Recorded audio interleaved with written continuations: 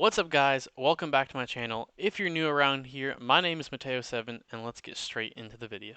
In today's video, we're going to be taking a look at the very first development update that the Hytale team gave us, which was all the way back in December of 2018.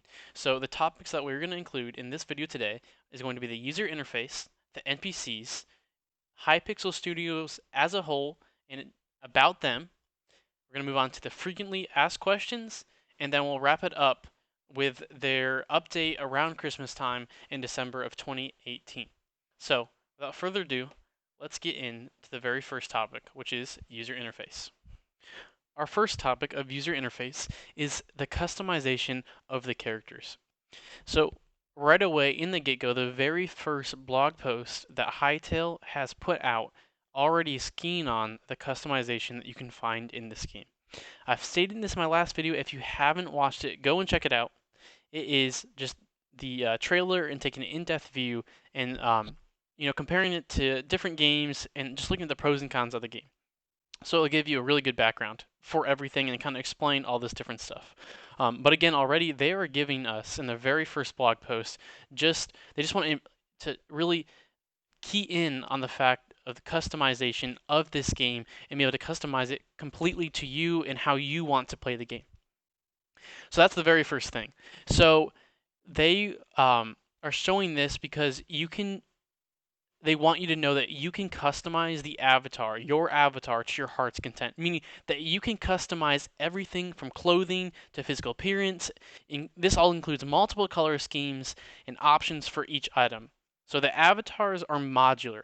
And we'll hear this term again later on when we get to the NPCs, but modular basically means is that it's one thing, but then you can take slight different variations of it. So that means that you can mix and match items from different sets and it all looks really good together and looks amazing. So if you look closely, this image also shows a glimpse of the main menu that they have. Again, this is all in 2018, December of 2018. So from that time, almost 2 years have passed. We're coming up on 2 years. It is currently October of 2020, and we are going all the way back to December of 2018. So obviously, a lot of things could change, but right now we can, if everything has changed, this is what the main menu is kind of going to look like. All right, moving on to the next thing that we can find in this blog post, and that is the map.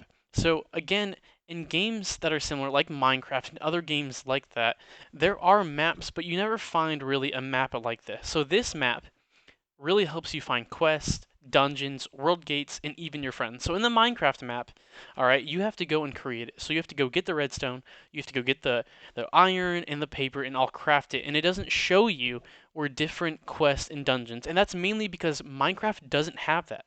But again, Hytale has all that in the base game. It has the dungeons, it has the quests, all these different things. And they just needed one place where you can be able to find it all. Because again, this game is very, very adventure rewarding, adventure heavy, that they want to be able to show you where to go to find these adventures. We'll be able to get into them more. We'll be able to talk more about the adventures in a little bit and describe them just a little bit more because with what they post. But this is just a little feature. So as you explore, your map will continuously be updated with new things to do. So it's not like you spawn in the world, pull up the map, and you can see everything in the map. No, no, no. As you explore, more and more areas will update, will reveal, and then you'll be able to find more and more quests. Now, I'm not sure if that, if you complete a quest, then you get a new quest type of thing, or how it works out yet. Obviously, I have not played the game. There has been beta testing out. I was not chosen, unfortunately, so I just don't know exactly what everything like the game entails and has in it. But from what I can tell, I think it'd be kind of cool that if you complete one quest, it then gives you another quest to do. Again, it's very adventure heavy, so I can see them doing this. So then this moves us on to the next thing that they put in the blog post, and that is the inventory slash crafting. So you can see here there's a workbench. So one of the biggest things that they have been talking about in these early blog posts, and we will see it if it has changed as this video series goes on. What they really wanted to do is they wanted to incorporate crafting and processing directly into the inventory screen, which lets you easily and quickly assemble the gear you want so you can be able to survive in the wild, and also it gives flexibility for PvP players. What I'm not sure though is what the workbench is for. So you can see, use the weapon bench to craft a range of melee and ranged weaponry. Knowledge of new weapon categories and weapons themselves can be found scattered throughout the world. So what I hope is that you can craft this like basic weapons through your own inventory screen, and then this workbench is then used to be like craft upgraded versions, better versions. And you can see, how many there's, what, 12 on the screen right there, different variations of swords, and I think it looks like it can even go more and more and more. And we'll be able to get into some of the rarities of stuff here in a little bit. But already from right here, we can see the inventory screen. So you can see over here that you have health, that you have your armor, your shield, you have your damage, your melee damage, your ranged damage, and I'm guessing this is the wizardry damage, which kind of shows me that you can kind of customize and create this amazing class set. So, each item that you have, these swords are obviously going to give you a little bit more melee damage. It's not going to give you range damage. So if you go to the bow section, you can probably get more range damage. So I'm not sure as you level up or how that all works, if you can actually level up and create a class set, or if it's completely based on the weapon. From what it looks like here, it looks like it's completely based on the weapon. They have this iron sword selected. It gives you plus 15 melee damage, so you're up to 115 melee damage. So I think that's kind of cool. We can also see in this screen different items. So you have what this helmet looks like. We're not sure. Kind of looks like a gold helmet. This looks like a clay jar of some sort, an iron ingot. This is the workbench. Looks like an axe. Not really sure. Maybe leather or some type of hide or something, or a roof. Not really sure what that is. This is probably leather. We have what, a stone sword this looks like, or some type of sword. And we have the different types of rarity. So this is common, uncommon, epic, rare, and legendary. And this is again an uncommon, I believe. And we'll be able to get that here in a second. But then, kind of talking about all these different swords and crafting, all this different stuff, this leads us straight in to this next part. So as we are just talking about, crafting and swords in the inventory space, they give us another look at that. And this little menu shows that they want to show that as you progress farther in the game, you'll be able to experiment with crafting ingredients and find components to make powerful gears and weapons.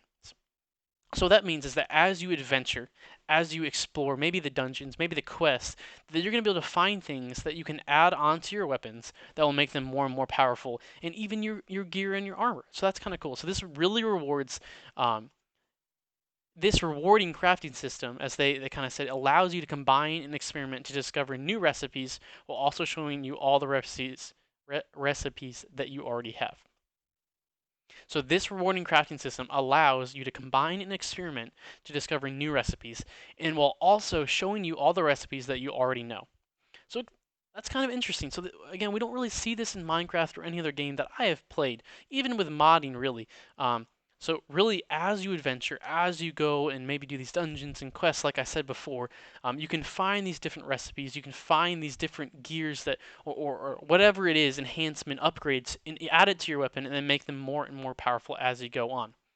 And then as you go and you adventure and find and do more and more quests and different things, you'll come across different types of armor, weapons, and you'll find a variety of different rarities of these gear. So we can see here that this Trourx sword is a common. All right, we can see the soldier's chestplate is rare, fire sword epic, demonic axe legendary, and then we also saw a couple of pictures ago that there was a green one which is uncommon. So we can see this Trourx sword does a base damage of 7 to 13 melee damage. So it's a nice range. So sometimes you're going to get lucky, you get that critical hit, which is 13, and then sometimes you're going to be at the lower scale of 7. It's a two-handed sword, and because it's a two-handed sword, it's very slow. Another key feature that we want to really key on is this 15 out of 15. What I believe is that's durability. So as you have these not so good like starting weapons and armor, you're not going to have great durability on it. They're not meant to last. They're meant to just get you through and as you progress and find new stuff. So you see, as soon as we go up to a rare, so we are actually skipping a rarity, we go common, and then we go uncommon, and then rare, we can see a big difference here of durability and stuff. So we see here in this soldier's chestplate, that's rare, 30-30. So that is 30 durability. We see right here that it's at 28, so it adds 28 defense to your base character. It adds 9 extra health to your base character, and then I'm not entirely sure what this means. What I can see is that maybe it kind of helps against melee damage. I don't think it would add melee damage for whatever reason, but maybe it can the special ability, the attribute is that it can really hold up against weapons that have that 13, so the common weapons that have the 13 critical hits. Maybe that's what that means. I'm not entirely sure. Once we get into the game, we can experiment and really see what that means. So once we make the jump from rare up to from rare up to epic, we see a massive, massive improvement. So this is the fire sword. So there's different swords, and you'll see this in demonic axe as well, that have these different attributes that we can see. So this is enemies hit have a chance to be set on fire. And we do see that in Minecraft. So this is something really similar, and that is fire aspect in Minecraft. It's a very, very useful thing. And so, like Minecraft, if you kill a cow, you'll get cooked beef. So maybe that same mechanics in this, we'll have to see. But looking between the common and the epic, a huge, huge improvement, right? One of the biggest improvements is durability. This is 70 out of 70 durability, which is amazing. All right, and then obviously the melee damage. So at the low end, you have 22, which is 10 points higher than that common. And then at the very, very high, getting that rare, that coveted critical hit is 29. And you can also see the damage per second, which is kind of a cool thing. Again, this is a two-handed sword, so it's slow, but oftentimes if you have a two-handed sword or like a slow weapon, it's going to be pretty high on the melee damage. If you have a quicker weapon, it's going to be slower on the damage, but obviously it's going to attack much, much faster. So it just kind of depends on what type of player you are and what you want. So then making the jump up to legendary, we see the demonic axe, and this has a really cool property. Before I hit these two things, it has a damage range of 41 to 54. Again, massive, massive, massive, massive improvement. Obviously, this is an axe. Same thing in Minecraft. The axes actually do a little bit more damage, but they're just really, really slow. And this, though, kind of different. So it's 41 to 54 melee damage, which is insane. A lot better than this fire sword, okay? It's actually a fast weapon. It's a one-handed axe. I mean, it's a little bit faster and does a lot more melee damage. So in my mind, that's what I'm going to go with rather than this fire sword. But we also see two attributes here that's amazing. So consume the soul of slain enemies and increasing your damage for a limited time. So that's a buff, but then on the back side, so it's not too amazing, it says some of the damage you deal is reflected back at you. So even though that you have this increased damage for a limited time, you're also going to take some of the damage that you like. If I'm attacking, say, a Trourx, I think that's one of them. And so I damage or attack a Trourx. Some of the damage that I hit him with is actually come back and is going to hit me. Really interesting. And we see the durability again is increased from 70 all the way up to 110. And so I'm really hoping that there's different angels or something that we can repair our items pretty well, because obviously when you go and explore and you find these unique items, you don't want to have to go and explore again and find that same thing, but rather you can be able to either craft them now, or you have to actually keep and monitor your thing and continually heal it by whatever process that they have into the game. So that kind of takes care of our first thing, which is user interface. And now we're going to jump in to the NPCs. All right, so after finishing up user interface, we're jumping in to the NPCs. So the very first NPC that we were introduced to is this Cuibeck. So if you've ever played Minecraft, this is basically the same thing as a villager, but a little bit more involved and more in depth. So it's really, really cool is that we can actually see them grow up, and they have different characteristics depending on the age that they are. So as they grow up, we can see different behaviors and different roles that they play. So they create their own culture, they have habits, they have different block sets, they have a role to play in this big story. So Hytale says that these guys will be one of our first allies, which is kind of again like the villagers. You know, you can take refuge in the village, you can trade with them, you can get some late game stuff by trading with them. And I think that's going to be the same thing. Again, I was just talking about the life cycle, so we can see here from here the babies, and then it goes to like these toddler infants, and then it goes to these what I believe are the tree singers or maybe the Ottoman elders. So that is so as they age, they grow slower and slower until they stop moving completely. Then they release a burst of energy and then become more like trees they resemble.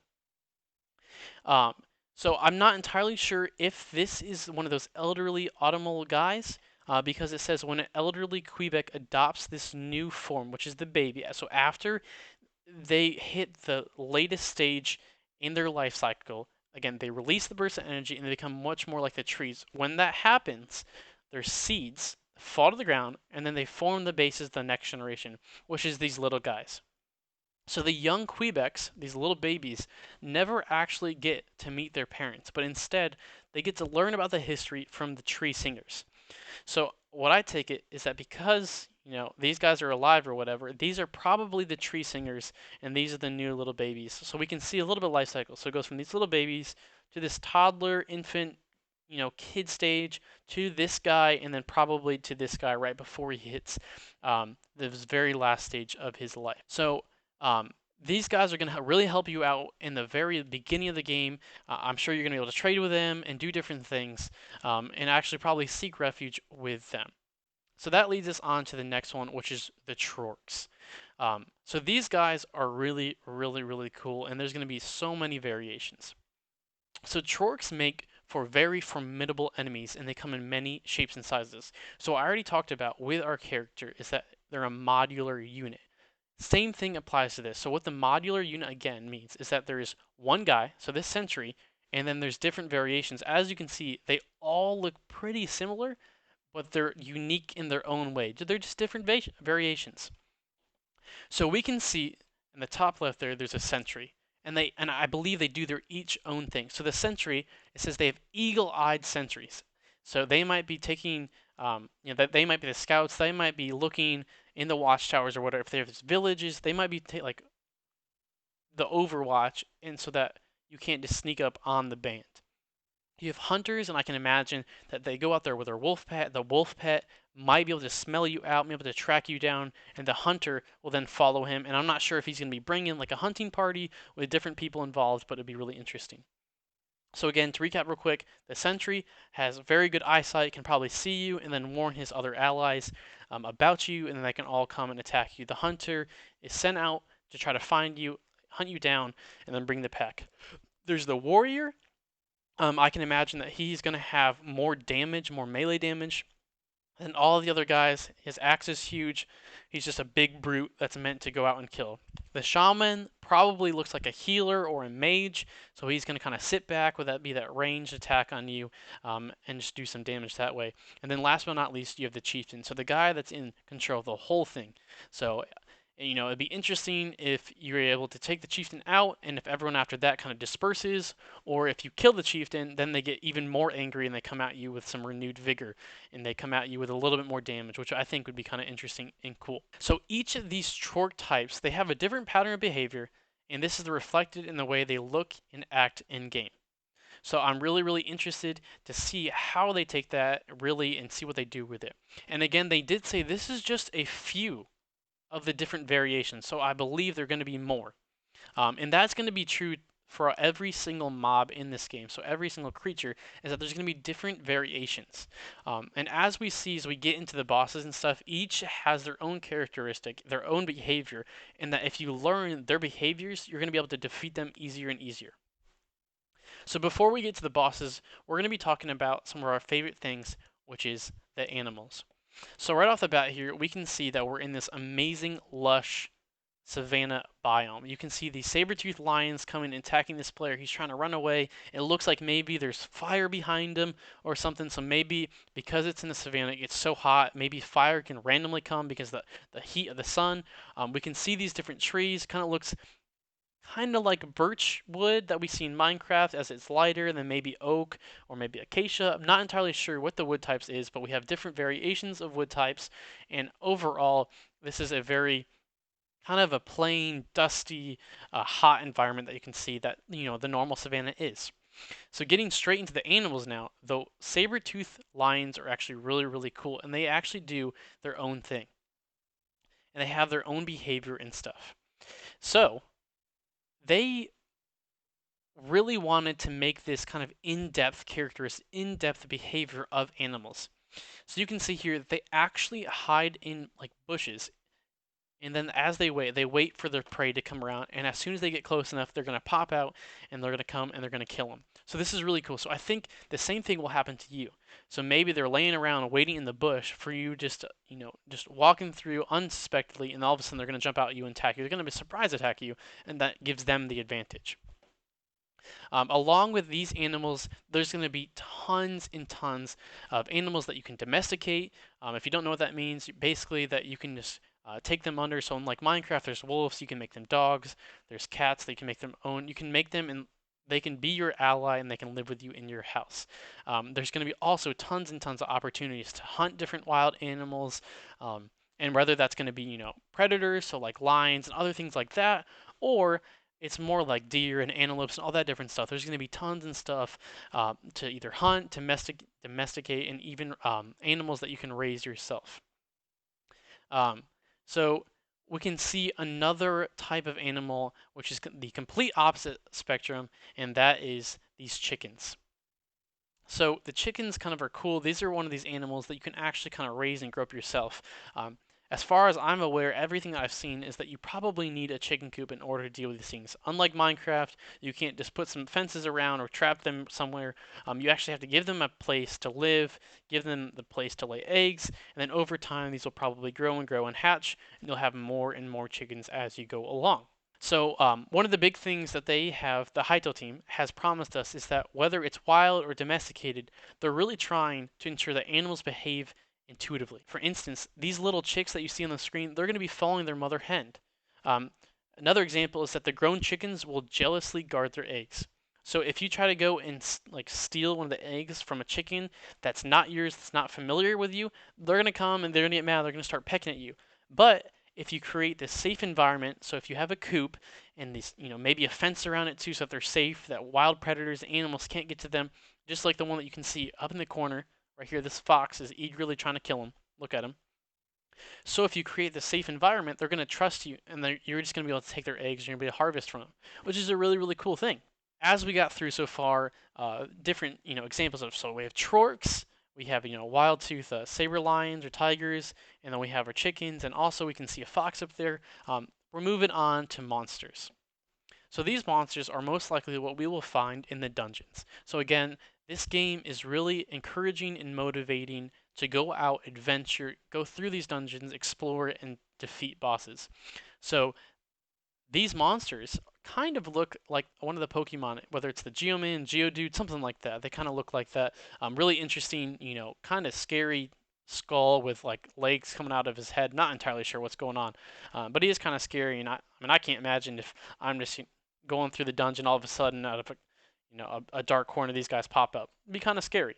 There are tons and tons of creatures that you're going to be able to discover in this massive sandbox world.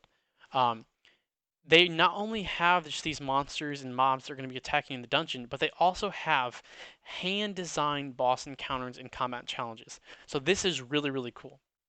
I'm going to throw up on the screen the very first one that we see. So they show us this dungeon boss, Void Spider. So this is not a game where you can just run through with the starting materials and just kill everything you see and just beat the game right away.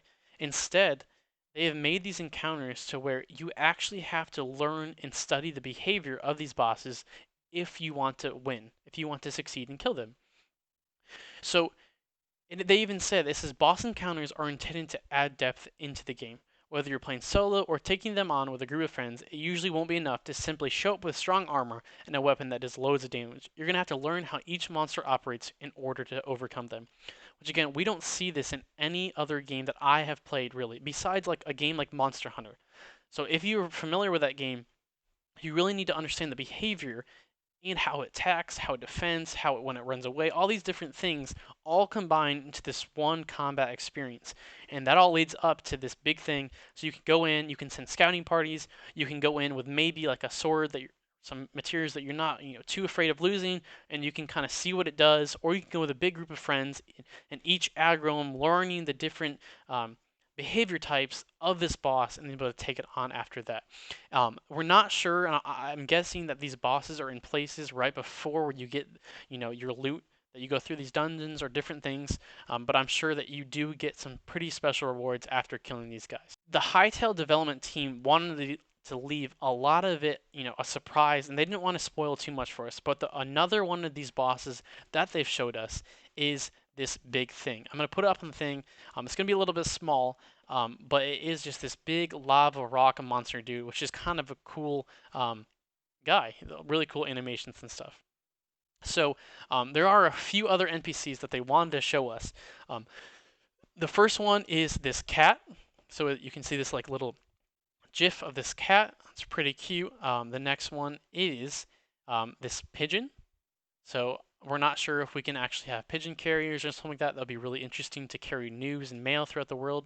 The next one is this snake. And then the very last one is a Cuibeck. As we already mentioned before, this is just a young Cuibeck. So all this kind of wraps up what we've been talking about. So in this section, we have covered different variations of mobs, so like Trourx and different things like that, Cuibecks. We've covered some of the animals that we'll see, and then all the way down to the bosses. So all of the NPCs that they've wanted to show us from the very first development update post, which is again all the way back in December of 2018. So this leads us in to the very next thing, which is actually just a broad overview of the Hypixel Studios. All right, so this is the general overview of Hypixel Studios, and this is their update about them, kind of announcing different things. Really, if you haven't watched the trailer, so if you want, go and check out the last video I did. It was just the trailer. It took an in-depth view of the trailer, looking at the pros and cons of it, comparing it to games like Minecraft and other things, and just kind of giving our take on it. If you haven't seen that, go check it out. That's basically what you want to see. They go on in this blog, just kind of talk about that, and they go on to explain themselves. So if you don't know anything about Hypixel, so basically two guys started running and making these Minecraft maps, eventually making them to servers, and today there's about 14 million. Well, this was actually in December of 2018. There was 14 million players, and they earned 4 Guinness World Records on all of these servers. As you can imagine, I am sure that number just skyrocketed. It's been 2 years later, so I'm sure it's an absolute crazy amount of people. But obviously, they know how to run servers. They know how to make people interested. They know how to keep people's attention. So that's why I'm really excited about this game. They have been able to add mods to their worlds, their servers and stuff. So they know what they're doing. They know how to capture people's audience, and they know how to make a good game. So before this, the trailer was announced, before this blog post was actually put up, they've been working on this game for over 3 years before this. So total, currently today, again, it's on October 23rd. So they've been working on this game for a little over 5 years, and this game is set to be released in 2021. So it'll be about 6 years. If you didn't know, they were actually supposed to published the game, I think about a year ago, maybe in 2019, and then as it was getting closer and closer to that date, that launch date, they actually decided to push it back and not actually confirming a date. They just wanted to be able to put the best thing that they could get out there. So that's something really exciting that you can already tell that through these different blogs and patch updates and stuff that we're going to look out every single week from here on out, up until the game's launch, you're going to see their care and attention to detail and wanting to put their absolute best out there for their players. I'm going to put the link to the Hytale website down below in the description, and you can go check it out for yourself and do some research if you want on their site, their developers, and everything that's been going on with them.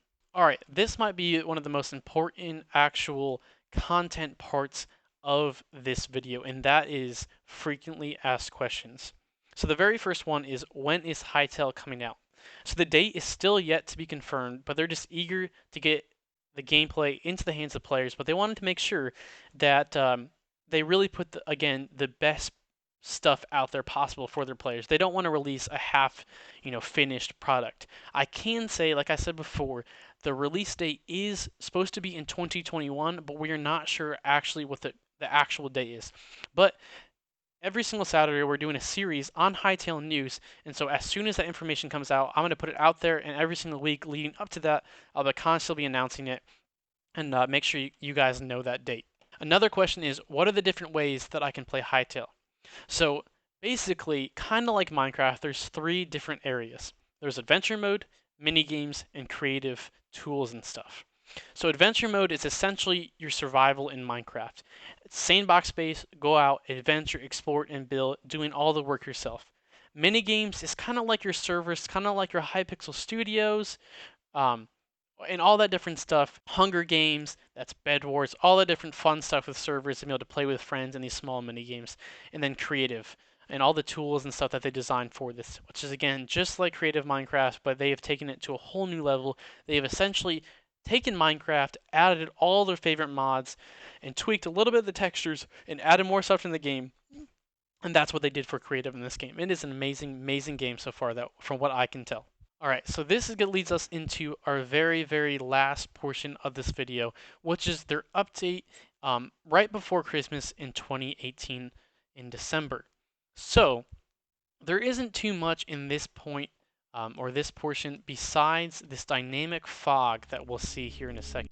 This leads us in to our very last portion of this video, and that is their update right before Christmas in December of 2018. And the only really main thing to highlight from this update is this cool weather in fog video that they added. So as you watch this, also enjoy the music, as this is kind of a little sneak peek of the ambient sounds in the game.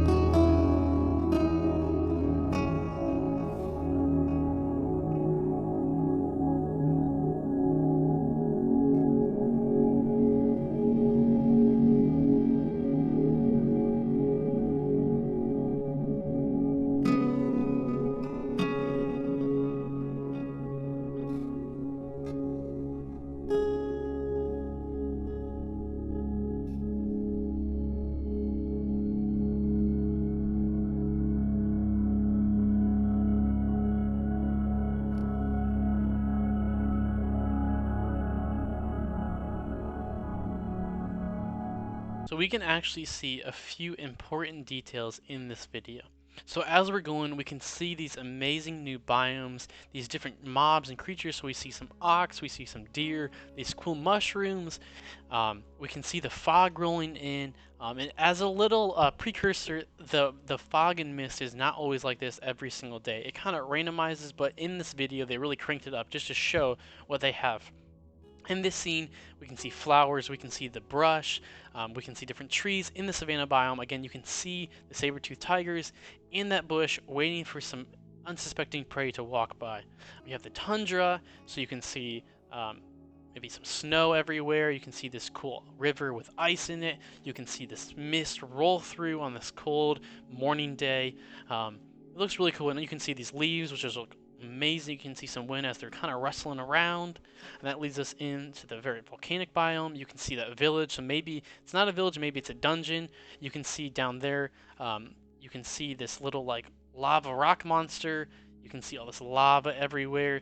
It's just a really ashy, kind of scary place to explore, and I think that's what they're going for, and I think they absolutely nailed it. So this entire video has just been a very small glimpse of some of the aspects in the game, and as we go forward, we can just see them expand, add more things, and I just think that they have done a fantastic job so far in everything that they've done, everything they've added, and truly making it customizable down to every single aspect for every single player to love and enjoy, and really create their own game. This thing is kind of like the Chipotle or Subway. So like, you can't go to that place and get something and then just say it's a bad place. It's truly like what you want. You go and order your own food. You know, in this, you can come in, you can customize your own game, make it to exactly how you want. You can have villagers looking whatever they want. They can be talking however they want. They can go and attack. You can create all these different things, and it's truly based on what you want. So this game, again, it is customizable down to every single detail, and they want you to make this game yours. They want you to enjoy the game. So that wraps it up for today's Saturday Hytale news video. So if you guys like this series, stay tuned every single Saturday at around noon. There will be a new video posted with amazing new content and me just trying to go over and explain in as much detail as possible all of the different things that developers have put out for us to know. So if you guys like the video, please hit a like, subscribe if you guys want to see some more, and also put down in the comments what you guys are excited about, what you are looking forward to, what you think are some of the pros and cons, and what are the things that this game might do better than Minecraft. So in anticipation of this game and of this series, I'm going to be doing a 24-hour live stream of Hytale when it first comes out.